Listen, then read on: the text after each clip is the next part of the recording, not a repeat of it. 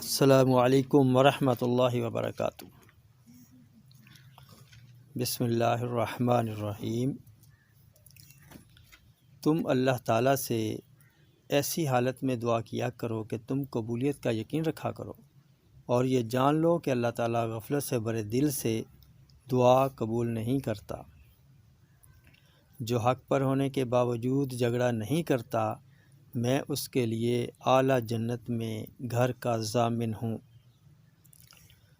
مخفی انداز میں اپنی ضرورتیں پوری کرو، کیونکہ ہر خوشحال آدمی پر حسد کیا جاتا ہے۔ جو شخص کسی کو کافر کہہ کے پکارے اور وہ ایسا نہ ہو تو یہ کلمہ کہنے والے پر لوٹ پڑتا ہے۔ اللہ تعالیٰ ایسے شخص کو اپنے عرش کے سائے میں جگہ دے گا جس نے تنہائی میں اللہ کا ایسے ذکر کیا کہ اس کی آنکھوں سے آنسو جاری ہو گئے۔ جب اللہ تعالیٰ کسی بندے سے محبت فرماتے ہیں تو اسے نرم مزاج بنا دیتے ہیں۔ ایک وقت آنے والا ہے جب لوگ نیکی پر شرم اور گناہ پر فخر کریں گے۔ بلا شبہ تم میں سے مجھے سب سے زیادہ محبوب وہ ہے جس کے تم میں سے اخلاق اچھے ہیں۔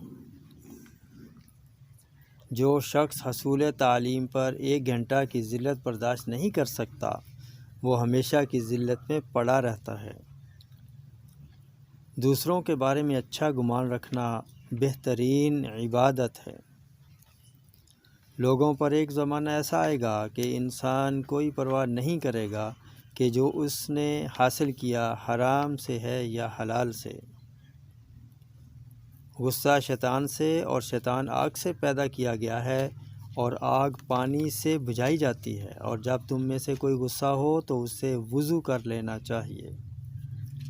جو مومن لگاتار بیمار رہے اس کو بخش دیا جاتا ہے۔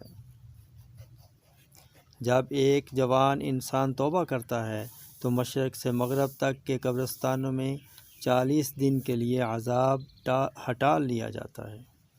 اللہ اس کے چہرے کو روشن کرے جو احادیث سن کر آگے پہنچائے۔ السلام علیکم ورحمۃ اللہ وبرکاتہ۔